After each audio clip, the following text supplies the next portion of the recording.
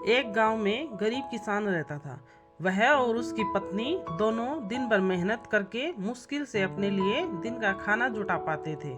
दोनों सुबह से खेतों में मजदूरी करते, सूखी लकड़ियां और पत्ते इकट्ठा करके बेचते, तब कहीं जाकर दोनों का गुजारा हो पाता था। फिर भी किसान की पत्नी अपने जीवन से संतुष्ट थी, लेकिन किसान को ये बात हमेशा अखरती थी। उसे अपने दोस्तों और रिश्तेदारों का जीवन देखकर बहुत बुरा लगता था। वे आराम से जीवन गुजार रहे थे। एक दिन किसान की किस्मत पलट गई। जंगल में लकड़ियां लेने गए किसान को एक गुफा दिखाई दी। गुफा में अंधेरा था। वह हिम्मत जुटाकर जैसे तैसे गुफा के अंदर चला गया। जब वह अंदर गया तो उसे बहुत सारा खजाना दिखाई दिया। वह बैलगाड़ी में धीरे धीरे खजाना अपने घर ले जाने लगा। पहले तो थोड़ा धन देखकर उसकी पत्नी बहुत खुश हुई, लेकिन जब किसान रोज गाड़ी भरकर धन घर लाने लगा तो पत्नी ने उसे रोका और समझाया कि इतना धन इकट्ठा करना ठीक नहीं है। जितने धन में हमारा जीवन आराम से कट जाएगा उतना आप ले ही आए हैं। लेकिन किसान के सिर पर धन की धुन सवार थी। उसने अपनी पत्नी की बात नहीं मानी और खजाना इकट्ठा करते रहा। उसने नया घर खरीद लिया, नौकर चाकर रख लिए। धीरे धीरे उसके धनवान होने की बात दूर दूर तक फैल गई। लोग उसके पास आने लगे, उसे इज्जत देने लगे। लेकिन धन के घमंड में उसे बुरी आदतें लग गई।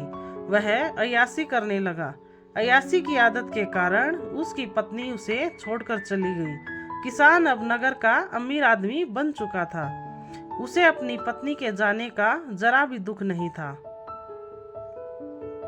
समय बीतता गया। जब एक दिन वह बीमार हुआ तो उसने पाया कि उसे अपनी हर छोटी बड़ी जरूरत के लिए नौकरों पर निर्भर रहना पड़ता है। जब उसका स्वास्थ्य थोड़ा सा ठीक हुआ तो वह नगर में घूमने निकला। उसे कोई पहचान ना ले, इसलिए उसने अपना भेष बदल लिया और सोचा क्यों ना अपने बारे में लोगों से पूछा जाए। घर आकर तो लोग बहुत तारीफ करते हैं। उसने एक आदमी से पूछा कि नगर में जो साहूकार रहता है उसके बारे में क्या सोचते हो। उस आदमी ने कहा, वह तो बेचारा बदकिस्मत आदमी है। किसान ने पूछा, वह भी बदकिस्मत कैसे है? उसके पास तो बहुत धन है, राजा की तरह रहता है।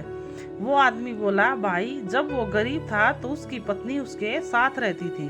वो बहुत समझदार और भली औरत थी। गरीबी में भी उसका पूरा साथ देती थी, पूरी मेहनत करती थी। लेकिन किसान के पास बहुत धन होने के बावजूद अय्याशी के कारण उसकी पत्नी भी उसको छोड़कर चली गई। ना घर में पत्नी है ना बच्चे। धन होने के बावजूद भी ना घर में कोई उसका सुख उठाने वाला है, ना ही कोई उपयोग करने वाला। उसे तो छोटे छोटे कामों के लिए भी नौकरों के भरोसे रहना पड़ता है।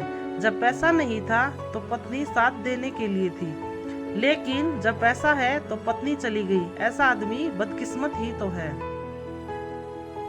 किसान को अपनी गलती समझ आ गई।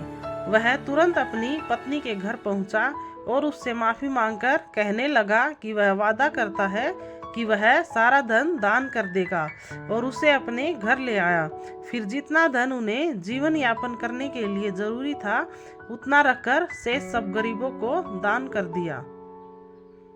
कहानी की नैतिक शिक्षा। गृहस्थी को चलाने के लिए धन तो जरूरी है, लेकिन धन से ज्यादा जरूरी दो चीजें हैं। एक तो पति पत्नी का आपसी विश्वास और दूसरा उनके बीच प्रेम। अगर घर में ये दोनों चीजें नहीं है तो धन होते हुए भी उसका सुख नहीं भोग सकते।